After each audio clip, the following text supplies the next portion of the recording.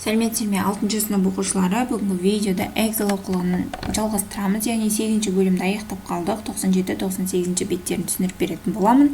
Видеоны көріп бастарымыз бұрын каналға тіркеліп аламыз.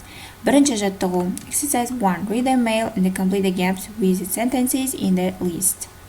Look at the underlined sentences, which express fact and opinion. Бірінші жаттығуда, яғни мынау бізде берілген 1, 2, 4 деген берілген санмен берілген сөйлемдер қайсымен сәйкес келеді? Бірінші берілген ол C мен сәйкес келеді, екіншісі A, үшіншісі D, төртіншісі B болады екен. Opinion. Our new flat is just gorgeous. The neighborhood is really nice. Fact. Our block of flats is next to a baker's and a florist's. My new school is a 10-minute walk from home. Келесі екінші жаттығу. Exercise 2. Think of your neighborhood. Өзіңнің көршілерің жайында ойлан дейді. Brainstorm for ideas and complete the sentences below about it. Бос орындарды сөздермен толықтыруымыз керек. I live in a flat. My neighborhood is busy and noisy. It has a great view of the city. Дәл осылай жаттығудың жауаптарын жазып аламыз. Келесі үшінші жаттығу. Exercise 3. Use your answers from exercise 2. Екінші жаттығудағы жауаптарыңды қолдан дейді. Write an email to your pen friend. Хат алмасатын досымызға хат жазамыз, яғни өзіміздің көршілеріміз жайында айтсақ болады. Hi Kate, how are you? Sorry, I didn't write earlier, but we were busy moving house. Яғни осы хатты жазып ала саламыз оқушылар. Мен кішігірім тамағым кішкене ауырып тұр, сол себепті көп сөйлемей қояйын. Келесі. Соңғы бет бізде 98-ші бет бірінші жаттығу. Exercise 1. Read and mark the sentences. Сөйлемдерді белгілеуіміз керек. Яғни минус тұрған жерде бізде X болады, плюс тұрған жерде птичка болады. Жазып аламыз. Келесі екінші жаттығу. Exercise 2.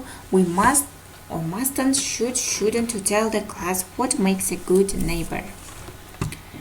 Жақсы көрші болу үшін не нәрсені істеу керек, істемеу керек дейді, я?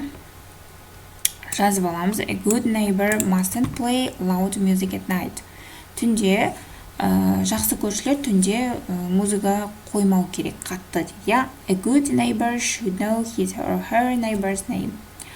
Көршілеріміздің атын жақсы білуіміз керек. A good neighbor should greet his her neighbor when he meets them.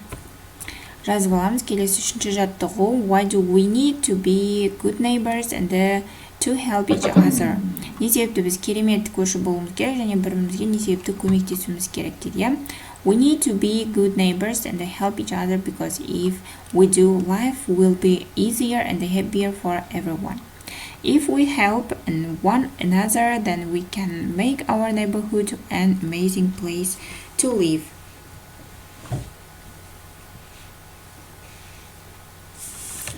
Келесі төртінші жаттығу. Do the quiz. Quizді орында дейді. True, false'ды орындамыз керек, жазып аламыз.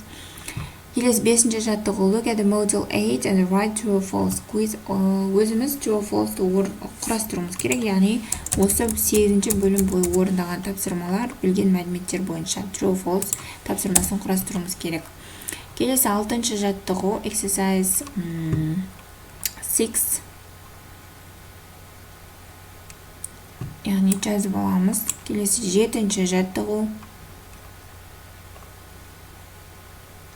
Here I'm at the market. Яғни жазып аламыз оқушылар. Келесі 8-ші жаттығу соңғы. Осымен бүгінгі біздің сабақ талдауымыз аяқталды. Келесі уақытта кездескенше сау болыңдар.